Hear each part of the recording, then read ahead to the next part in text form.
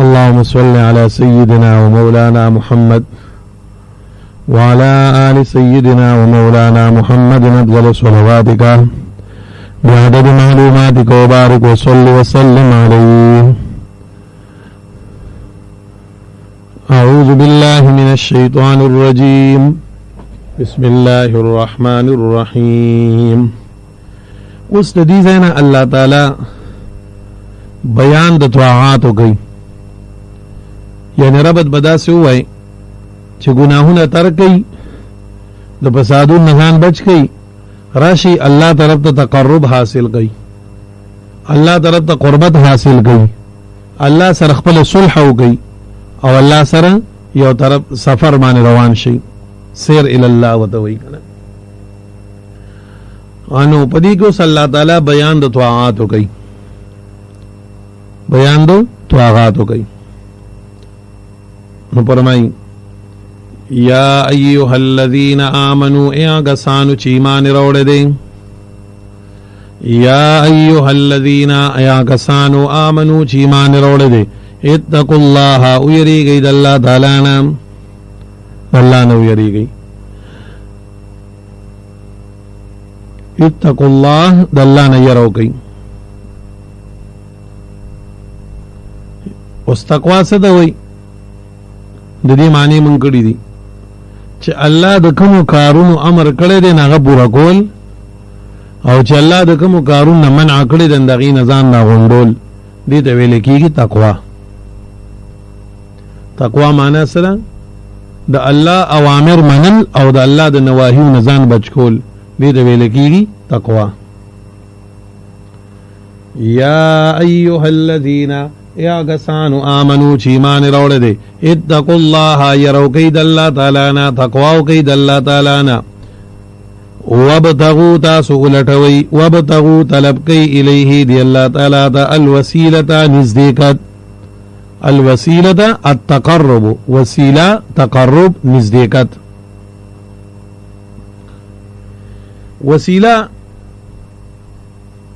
پا عربی جبہ کی د فعیلۃ وزن دے، وسیلۃ فعیلۃ، دا پا معنی دا سسر رازی. امام راغب وی ما يتوسل به الى المقصود،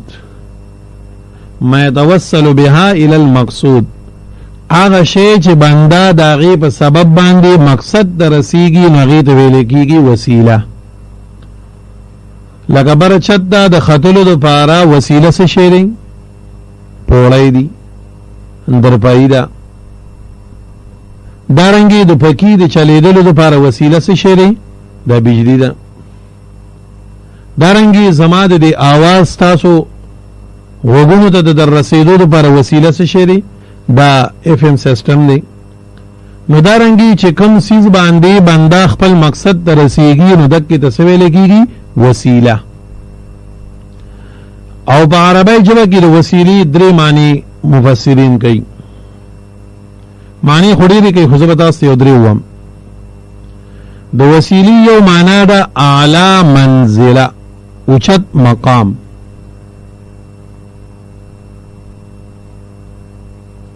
اعلی منزل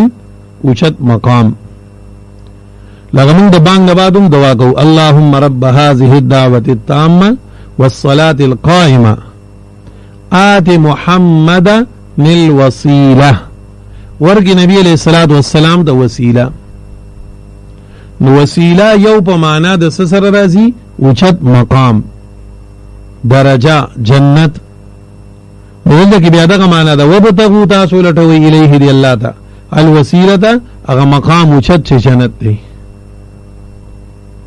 دویم معنی چکم دینو عربی پا دیوان کی دو وسیلی چکی گندا پمانا دا سسر رازی پمانا دا حاجت سرا، پمانا دا حاجت سرا. وابتغو الیہ الوسیلتا مانا سو اطلبو منہ الحاجات، تاسو خپل حاجتون اللہ نے طلب کئی، بیا الیہ دلتا پمانا دا منہو سر دے، تاسو طلب کئی دا اللہ تعالی نخپل حاجتون لرا.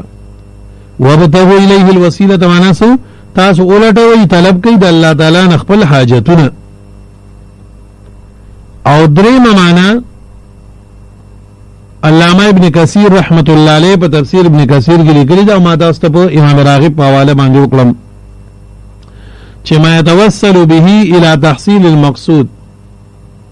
هغه شی چې بنده د هغې په سبب باندې د حاصلولو د مقصد ته رسیږي دغې ته څه ویلی کېږي وسیله لکه د کوی نه د اوبو راوباسلو دپاره وسیله څه شی دی بوکه ده خلک ویل دی کې د کوی کې اوبه شته خو څه وسیله وله پکار ده یا د ونه کې میوه شته خو څه وسیله وله د ختلو پکار ده اندر پی پکار ده پړی پکار دی زه به څنګه خېږم نو چې د خپل مقصد ته په کومه لار باندې رسېږي په کوم عمل باندې رسېږي دغه لارې ته دغه عمل ته دغه فعل ته په عربۍ کې ویل کېږي وسیله دای د څه ویو وسیله لکه قرآن کې الله تعالی فرمایي کافرانو به څه ما نعبدهم الا ليقربونا الى الله زلفا موږ د دې معبودانو باطلو عبادت د دې لپاره کوو چې دوی زمونږ الله ته د رسولو یو وسیله شي دا د غیر سوچ او د ګمان مطابق خو لیکن وسیله معنا څه بهر حال نو وسیله څه ته وایو چې په کوم سیز باندې بنده یو مقصد ته رسیږي نو الله جل جلاله دلته کې موږ تاسو ته تعلیم راکړي چې زما طرف ته د رسیدو لارې ولټوي وابتغوا الیه الوسیله معنا څه الله طرف ته د رسیدلو لارې ولټوي الله ته په کوم لارو باندې رسیږي نه لارې ولټوه نوافل دي فرایض دي واجبات دي مزد روجه ده حقوق الله حقوق العباد دا ټول سيزونه داسې دي دا الله ته نږدې کوي د الله قربت د رسي د الله محبت د درګي نو هر هغه سیس چې تا د الله طرف ته بوزي دکې ته ویل کی وسیله الی الله اوریدو لکه نیک اعمال شو نیک اعمال بنده نیک عمل کوي د دې لپاره جما الله ته قربت پیدا شي اعتکاف د خلق سره کینی د دې لپاره جما الله سره تعلق مضبوط شي الله سره تعلق پیدا شي رب ران راضي شي دا خلکو چې په لګونو روپیو اوس باندې کړی دي حج روان دي الانکه حج یو ګران عبادت دی یو مشکل عبادت دی او هغه دغه د زیبا او سلوي خرزي د خپل بچو نه د خپل کور نه د خپل مال نه درسنه لري اول ته کې بیا الله ته جړه پر یاد او زاری او په احرام کې ګرځیدل دا ولې خلک کوي چې الله ته قربت پیدا شي الله تعالی قربت پیدا شي نو هر عمل چې تا خپل رب ته نږدې کوي نو دغه ته ویل کېږي وسیله خو الله طرف ته وضو په هغه طریقه باندې چې په کومه باندې نبی علیہ السلام او صحابه دلوخه الله سره مو خپل تعلق قائمو په کومه لار باندې چې کوم د شریعت نه معلوم دي د قران او د سنت نه معلوم دي چې زمون الله پاغي باندې خوشاليږي نبی علیہ السلام یو عمل کړی دی صحابه یو عمل کړی دی او الله ته په قربت حاصل کړی دی نو پاغي بزو د دې وجنا د ټول امت په دې باندې اتفاق دی کہ او سړی د الله نه خپل عمل باندې د نیک عمل په برکت سره دعا غواړي الله دې وسیله کوي د خپل نیک اعمال په برکت سره د الله نه خیر غواړي الله دې وسیله کوي دا بالکل جایز دي لکه بخاری شریف کې یو حدیث ته مشهور چې نبی علیہ الصلوۃ والسلام فرمایي بنی اسرائیل کې درې کسانو په لار باندې روانو یو غار ته وردن شو د باران د وجې ناګهانه د باران یو غټ راورغختیدو او د غار په خله کې ون خدیدو غار باندې کو دې دین راوتل نشو خپل زور نه وکړو خو غټ د دې اړولو نو درې وانه پاسې د په نمبر 2 رکعات وکړل الله دې خپل نیک عملونه وړاندې کړل الله ما پلان کې عمل کړل دې ستاره پاره مې کړل دې ستانه په الله زب دغه غواړم خیر غواړم الله مال به خیر راکې بل الله دې ګډ لري کو یا حدیث کې راځي اذا حزبه شيء نبی علیہ السلام ته بس مشکل لاغه فبادر الى الصلاه نبی علیہ السلام به جلدی وکړه را بغي 2 رکعات به نیت به وتړو او د الله نبی په عمل باندې مسله حل کوله حدیثونه کې بل واقعیت د راځي د دې د وجنا وسیله دې ته ویل کېږي چې پاغي باندې خپل مقصد ته ورسیږي خو ماوي وسیله به ال جایزي چې د سنت او د قران مطابق وي